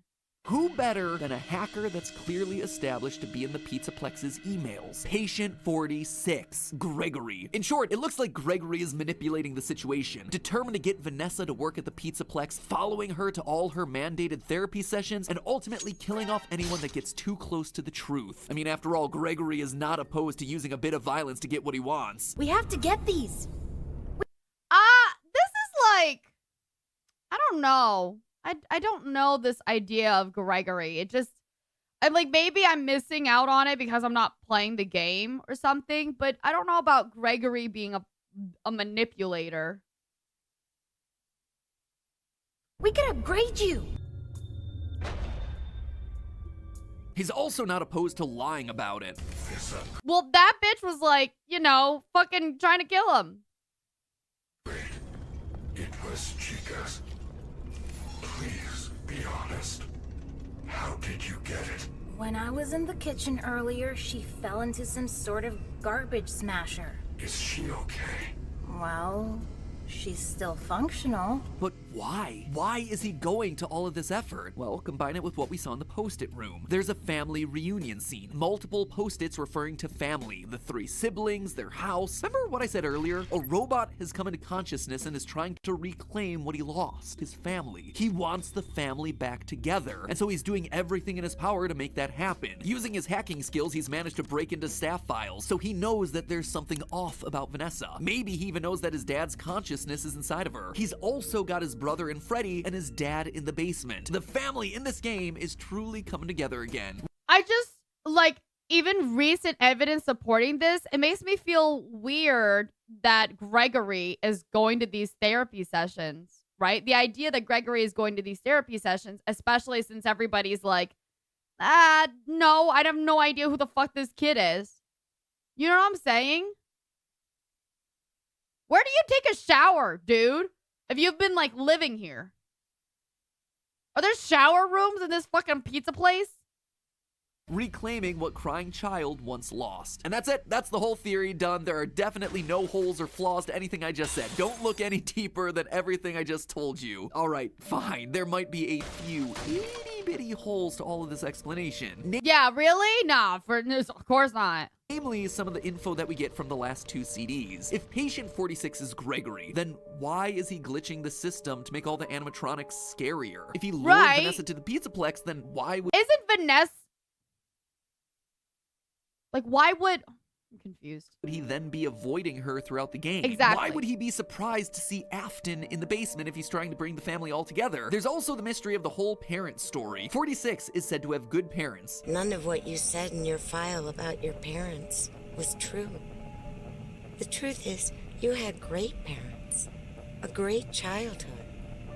Why did you lie? But how would records of good parenting exist for a robot who presumably had no parents? Or the crying child whose records presumably would say that he was dead? Or even if you don't believe those theories, if 46 is Gregory and Gregory's just a homeless kid, that doesn't sound like he would have had a great childhood or any sort of home life. But the kicker, the one to me that makes this really difficult to explain, is this email that I had long forgotten about from FNAF AR. Strap in for this one, friends. Hey Ness, I hope things are good. I saw you ordered 3 lifelike human male rubber masks, and I was dying to ask what they're for. Sounds to me like a robot kid is confirmed, but it also sounds to me like Vanessa built it or gave rise to this robot kid. If so, then I ask again, why would Gregory be avoiding her throughout the game? I mean, the best I could come up with is that somehow Gregory escaped and is now convinced that Vanessa is trying to shut him down because of his rogue programming. I mean, it's not a bad idea, but then why would he be luring her to the Pizzaplex? It's like one half of each explanation works, but then when you try to connect it back with like the other half of the theory, they end up contradicting each other, which is really frustrating. There are 2 other options. First, the robot kid from the post-it room is entirely brand new, or the second option is it's someone that we never see in the game, Baby. Now, the first option of a brand new character, yeah, it's cool, I guess. I can't really speculate about that. It could literally go anywhere and solve everything. As for option 2, Baby, just like with Gregory, there are certain If it goes anywhere and solves everything, we might as well just, right? We might as well just.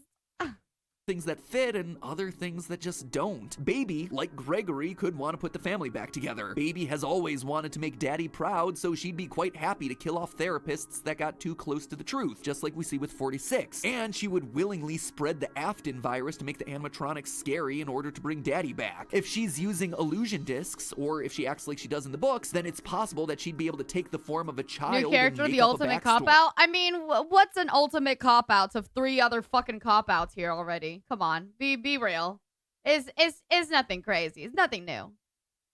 She's also a character that canonically loves disguises, just like Patient 46. It reminds you of a mask? Like a disguise? Yeah, I can see that. You like the idea of being disguised? Disguises let you be sort of invisible, don't they? There's also a line about the therapist being able to see Patient 46's eyes. That's better. On this side of the desk, I can see your eyes. And we know that Baby's eye color has always been an important detail in the past. But as with Gregory, there are still a number of holes with this line of thinking. Baby/Elizabeth likes flowers. Patient 46 doesn't. We also know Baby hates being in the basement of Sister Location. So then why, as Patient 46, would she prefer to live in a cave rather than blue sky? In short, as I wrap up my overall coverage of Security Breach, I guess I gotta summarize it like this. This game is frustrating from a lore standpoint. Smaller questions like Glamrock Bonnie and Golden Freddy, yeah, those are pretty easy to answer. But when it comes to what this game was actually about, no one theory actually solves it all in a clean way. There are references to every corner of the FNAF universe in here, but as a result, nothing fits cleanly together to solve everything. There are pieces that always dangle or always contradict something else. Do I think the crying child is here based on the post-it room? Yes, absolutely. Is he Gregory? I mean, right now, I think that he's our best option. Is he also Patient 46? It seems like he's trying to be, but there are just a lot of holes there. And there are holes in the Baby theory too, and that honestly just leaves the option of a mysterious third party pulling the strings behind. This is how I know that I'm like, okay, I understand enough now, right? And like, this is how I know I'm genuinely engrossed in this, because I'm just silent. I'm just like, yeah, right, interesting. And this is how I know that I'm just like, you know what I mean? I know enough now to be like, yeah, I understand a lot of what you're possibly putting together for this theory. So it's it. This is it. This is it. This is the part of the grieving process. We've done it. We've gotten to the part of the grieving process called acceptance. At the very end, we're here. We're at acceptance. We've done it. Because now I'm just sitting here like, yeah, what else are you saying? You know what I mean? behind the scenes, which on one hand would be welcome. I'd love to see a new character inserted into this lore, but on the other hand, it also feels unsatisfying because it's like, well, that came out of nowhere. This franchise— Oh, wow. Okay, that comes out of nowhere, but not any other half of your fucking theories, bud? All right. has never operated like that, so it feels weird for it to start acting that way now. Individually, small pieces of the mystery make sense, but when you take a step back and look at the wider lore of this series, how it connects to other games, how it connects to the— Did people like Security Breach? I feel like Security Breach was a different feeling from, like, the rest of the FNAF stuff. But, yeah, it's just, I feel like Security Breach was not, it was a mess, and the lore was an even bigger mess. I feel like, yeah, Security Breach was not anything that regular FNAF people like. Oh, is it broken? See, it seems like it'd be a fun game for somebody like me, which I know FNAF people would not like. Wider story arc that's been created, that's when things start to fall apart. And I think that is what is so frustrating with this title. So that's what I'm left with. Let me know what your thoughts are. Are you seeing things that I'm not? Hopefully it at least sparked some ideas in your head. And hey, if it did, you can let me know live right now. I am officially— Yeah! Would you look at that? Nearly The game was 4 extremely months buggy without a at single— launch. I always feel really bad for games that are buggy at launch because people write you off almost immediately. Remember the Cyberpunk stuff? Like, apparently now Cyberpunk is working fine and everything, but everybody's just like, nah, I have a bad taste in my mouth kind of deal. FNAF episode. Feels like it's a brand new day for the channel. There have been so many new games, new meta theories, even some classic science episodes thrown in. I'm happy, I'm healthy, life is good. And now, time to relax. Wait, what the fuck? What happened after a pizza sim? Like, what was the games after Pizza Sim? And don't tell me FNAF 5 and 6. Oh, FNAF VR. Oh, yeah, that is weird. I remember when they were like, oh, all the games are just to mitigate the allegations. And I'm like, that shit don't make sense. You wouldn't make games like that to mitigate allegations, dude. The other games are kind of like terrifying to children and shit. I see. That makes sense. Okay, yeah. I can understand that. That's helpful. Thank you, Shinobi. Hello, Internet! Welcome to Game Theory, the show where old habits and old animatronics die hard. Today we're talking about the 12th and final installment of the Fazbear Frights book series, Felix the Shark. That's right, friends, the final book. Until quote-unquote final book. The next 3 come out later this year. Bro! Anyway, let's not think about that. That's and instead crazy. focus on That's way too much. There's way too much. Felix. Now, this final book is special. Just like all the others, it too is a collection of 3 short, spooky stories vaguely connected to the wider FNAF lore. But we're— At this point, I feel like they're just trying to, like, create a Goosebumps series. Really. This one is different, is that it's meant to be a collection of cut stories. As the official description reads, quote, stories that didn't make the cut for the first 11 books. Which, okay, my they God, didn't appear in 11? numbers 1 through 11, but still, they wound up getting published anyway as the 12th one. Is that such a big deal? In fact, because they're last, they're probably in the most important position of any of the stories. No, I feel like it's just kind of like bloopers at the end of the credits, if that's what they're trying to say. And while you might assume that they were cut because they were weaker or lesser than the 33 other Fazbear Frights that were produced, it's not really true. You cut the story about an animatronic shark, but you kept the one where a boy turns into a traffic sign. You cut Girl Solves Dead Body Shoved into Animatronic Suit Mystery, but kept Tiny Guppy Bodies. You cut Girl Solves Dead Body Shoved into Animatronic Suit Mystery, but kept Tiny Guppy Bodies. You cut a security guard named Mike going around collecting haunted FNAF memorabilia, and yet kept Fazgoo. The truth is, we don't really know why these were cut. It could have been a quality thing. Kind of interesting. Yeah, that is really interesting. Or maybe, just maybe, it could have been that they were intentionally designed to set up secret puzzles that we were meant to solve, and those puzzles never got fully realized. Spoiler Okay. I mean, yeah. alert, okay. I think it might have been that last one. All right, I believe sure, that Scott okay. was planning to use this final book as a launching point, the start of a real-world treasure hunt that would have required using the books, the games, even stuff like the coloring. All right, that's some coping. That's some coping. That's not coping. That's just cope. That's cope as fuck, bro. What is this? Gravity Falls? You're gonna go out and you find yourself a fucking triangle in the middle of the Oregon woods? That seems so cope. Book in order to crack. I suspect that this was a riddle so far-reaching and so complex, it would have required the cooperation of FNAF theorists from across the globe. Today, I'm gonna explain the clues that led me to this conclusion, but more It would have been cool. Like, that would have been sick, but I don't know. You specifically thinking that is kind of cope. Maybe by the end of this video, you know.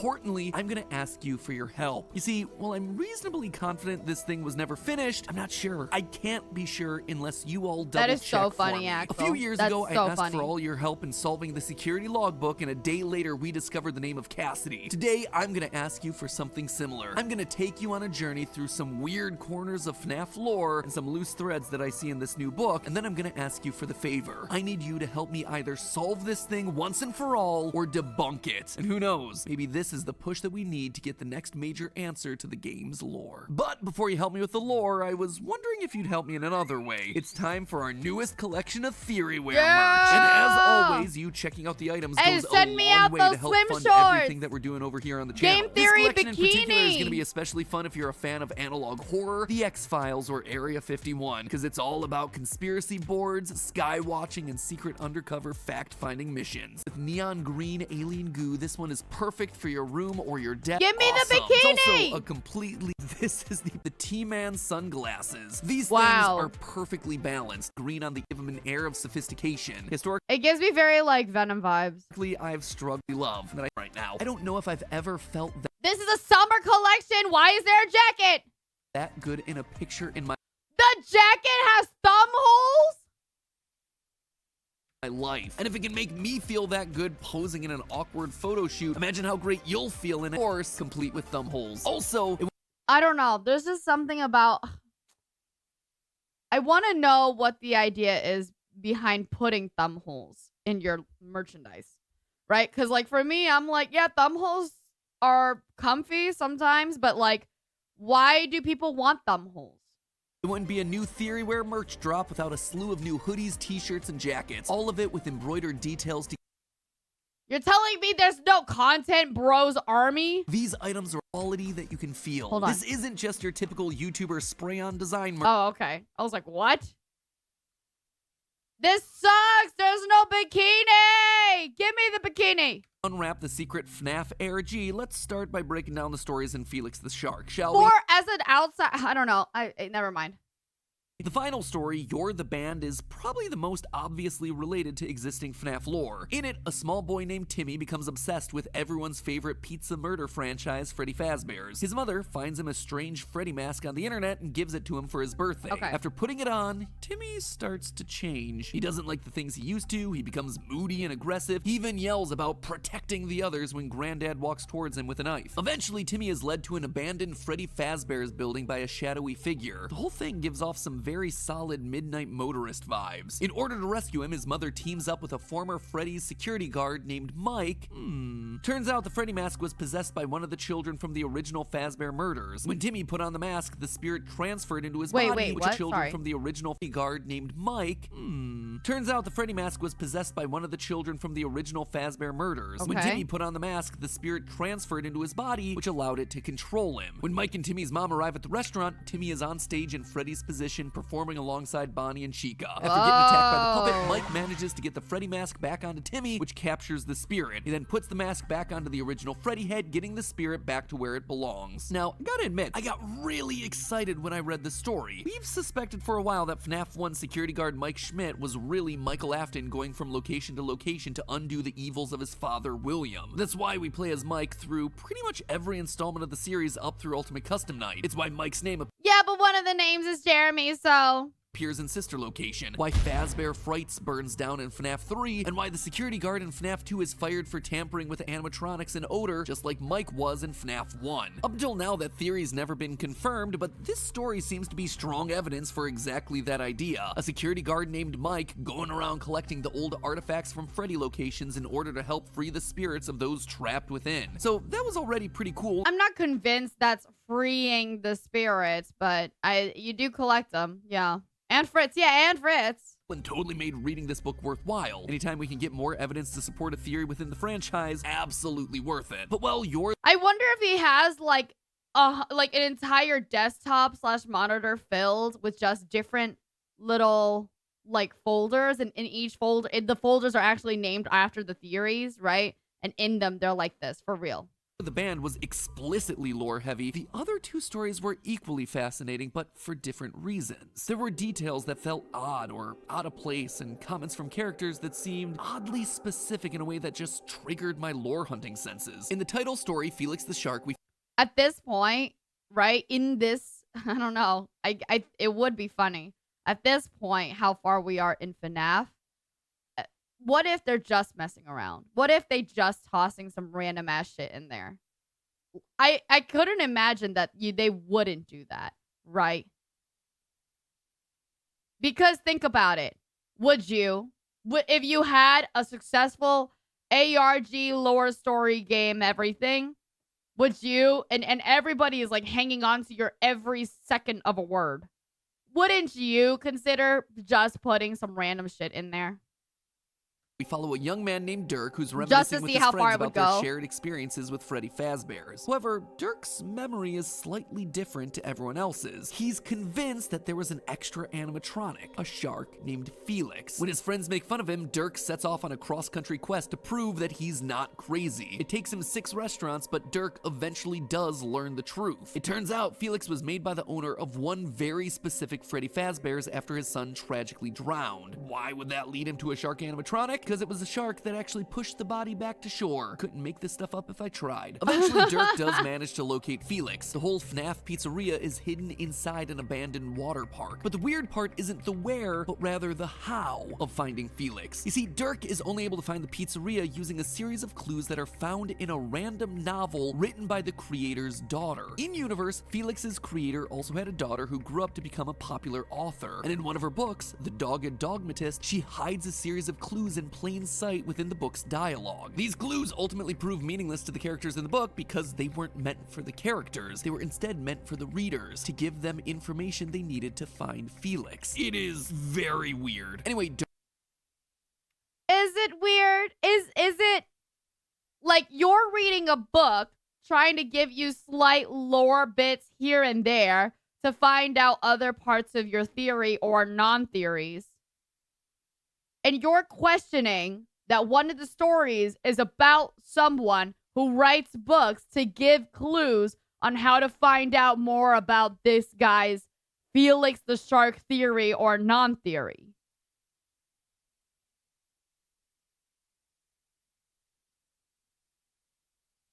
Is it weird? There's a difference between considering putting random shit in and actually putting random shit in. I would definitely consider it, but I probably wouldn't do it. Would anybody actually do it? That's what I want to know. I have to believe that at least somebody would actually do it. Dirk figures all of this out and confronts the author. She gives him her butterfly necklace, and he uses all of this Indiana Jones style to unlock a secret key hidden in the bottom of an empty pool at the water park. The key unlocks the path to the secret hidden in the butterfly necklace. Weird. Anyway, Dirk figures all of this out and confronts the author. She gives him her butterfly necklace, and he uses all of this Indiana Jones style to unlock a secret key hidden in the bottom of an empty pool at the water park. The key unlocks the path to the secret Freddy's, where Dirk finally finds Felix. And then Dirk dies by climbing into the tank with Felix because these characters always have to die in the stories. It's dumb, but, you know, so be it. Anyway, you see what's so weird about all this, right? Out of nowhere, this story is talking about clues to a real-world location hidden inside of another book. Clues that are meaningless. Again, I don't think it's that... How is that weird? You're kind of... Oh, wait. This is about his theory. Hold on. Isn't this about his theory? to the fact that there might be a real world location where things are hidden. List to the characters, but meaningful to the readers. Not only did this stand out to me as a suspiciously meta moment, but it also got me to immediately think about the previous Fazbear Frights installment, Prankster. You see, in I don't think he talked about this one. I don't remember this one. preparation for the release of Felix the Shark, I wanted to refresh myself on all the previous stories. There are 33 of these things after all. It's a lot to keep track of. You read all of them? So I turned to another book, the recently released Ultimate Guidebook, which, if you don't know, has summaries of literally everything All right. Which one of you bitches has this? that's ever happened in the Freddy Fazbear universe, from the games to the books to the fan theories. Basically, if Why did I watch this? Why couldn't I have just gotten the Ultimate Guidebook, damn it? you're trying to catch up with the series quickly, it's definitely worth a read. And since this is the third and final addition to the book, one written by Scott Cawthon, you know that whatever is deemed most relevant for the lore is going to be called out within its pages. Anyway, each Fazbear Fright story has its own little summary page providing a general plot overview as well as a list of connections between the story and the games. Not everything here is useful, but it definitely gets you into the mindset of the authors, and it helps you see some of the connections that the stories were trying to make. Again, if it doesn't make the cut to appear in this book, You you're do? likely barking Well, down apparently the wrong path. the Likewise, if something early is editions called were a out within mess, these so pages, how it's at least worth which considering edition when do you theory have? crafting. TLDR, as I was getting close to the end of my refresher course, I noticed this in the new lead section for the title story of Book 11, Prankster. Quote, some of the puzzle clues, such as Stinger Moot and Even More Frights, may have implications beyond the plot. Careful readers may want to give these scenes a second. Some of the puzzle clues, such as Stinger Moo and Even More Frights, may have implications beyond the plot. Okay. Look. Implications beyond the plot, you say? Wait, Leighton, I can't remember. Are you into FNAF? I keep feeling like you are, but also that you're not.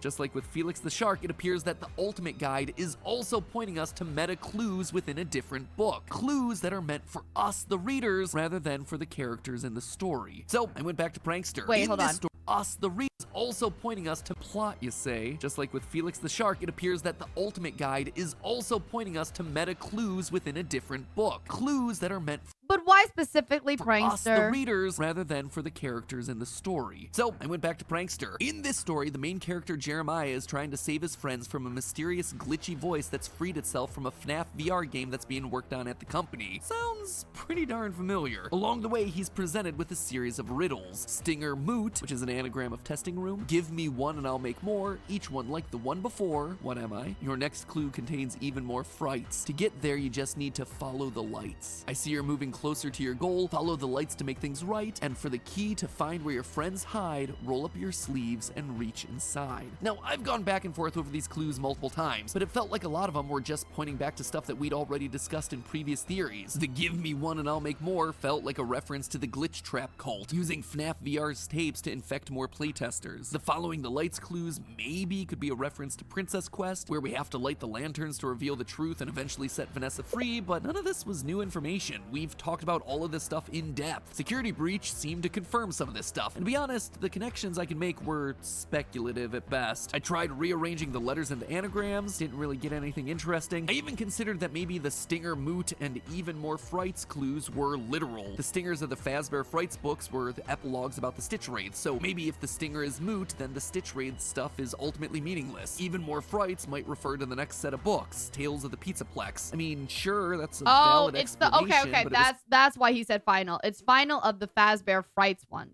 speculation at best, and also pretty darn lame. Why would you go to all the trouble of hiding meta clues like this about stuff that feels ultimately underwhelming? These aren't really questions that people were asking It's maybe underwhelming to you, but you don't know. themselves, you know? So, at least according to the Ultimate Guide, there's definitely something hidden inside of that prankster story, and I'm not exactly sure what it is. But there was even more that was suspicious with Felix the Shark. You see, Dirk doesn't just find the secret Freddy's thanks to written clues inside of a random book, there's also a very specific drawing in the middle of that book. Here's the full quote when Look, it's a lily! describing the dogged dogmatist, the book where the hidden clues are from. Quote, the man's search for the creature was convoluted on the whole, but certain lines in the book went beyond convoluted. They just didn't make sense. Neither did the drawing in the middle of the book, an ornate and frilly sketch of what looked like butterflies and flowers. The drawing was never referred to in the book, and it couldn't be related to any of the story. Were the odd lines and drawings some kind of code? For what purpose? And that's not the only time drawings are brought up in this one story. There was yet another odd reference in Felix the Shark that jumped out to me. Quote again, I'd forgotten all about Freddy's, but yeah, now I remember. I loved the Freddy's coloring books. That's what started my drawing. Eventually I got tired of coloring and just drew the figures. Last year, the official FNAF coloring book released, which for a normal franchise would be a big ol' who cares moment. But here, where the biggest character reveals This is so adorable. for a normal franchise would be a big ol' who Pika Pika. cares moments. But here, where the biggest character reveals happened in Good a detail, spin-off good children's detail. activity book, yeah, I wouldn't put anything past this franchise. So it felt strange to mention a real-world item for it only to mean nothing. So, of course, I bought myself the coloring book and the official house. I'm honestly surprised that it took you reading into this before you actually bought the coloring book. Like, I assume any single Five Nights at Freddy's thing that comes out, you're like, I need to have it. Do you think he has a FNAF shrine in his house? To draw Like, book. why wouldn't he?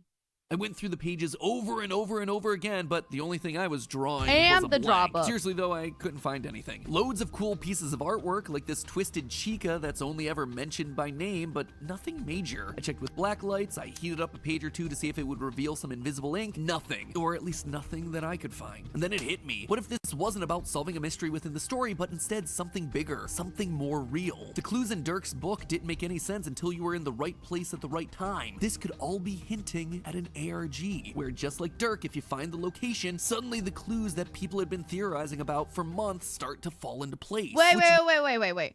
Thing that I lights, I hear twisted chica that's only ever mentioned by name, but nothing major. I checked with black lights, I heated up a page or two to see if it would reveal some invisible ink. Nothing. Or at least nothing that I could find. And then it hit me. What if this wasn't about solving a mystery within the story, but instead something bigger, something more real? The clues in Dirk's book didn't make any sense until you were in the right place at the right time. This could all be hinting at an ARG, where just But at the same time, it's like, what does that have to do with the flowers and shit that you just brought up?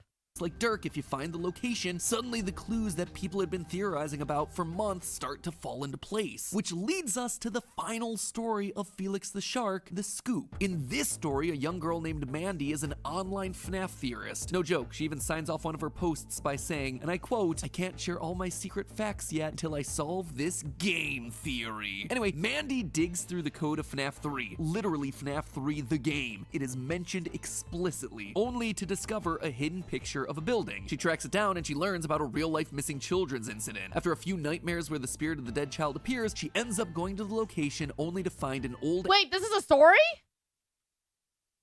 Felix the— no joke, The Scoop. In this story, Oh, this is in The Scoop. she Okay, learns okay. about finding the missing Sorry, hold on. missing children, only to discover a hidden picture of a building. She tracks it down and she learns about a real-life This is very meta and very cool. I like this story already. missing children's incident. After a few nightmares where the spirit of the dead child appears, she ends up going to the location only to find an old animatronic bear giving off a nasty smell. Surprise, surprise, the kid was inside of there the whole time. Mandy is praised as a hero for finally finding the missing child, and she closes out her blog by saying, quote, I will probably never know for certain how this mysterious building is connected to the FNAF universe. The only thing I am certain of is if the creator wanted us to know, I think he would tell us. Wait, what do you mean you have no idea how this building is connected to the FNAF universe? You found a kid inside of an animatronic puppetry thing, all right? That's not enough of like a FNAF call out? Hello? Wow. Just wow. Feeling a bit attacked, not gonna lie. Though, in my defense, if we waited for Scott to tell us anything, we'd know next to nothing about this franchise's lore. Just saying. Anyway, outside of the heavy references— Somebody's a little upset. Somebody's a little upset that Scott called you out.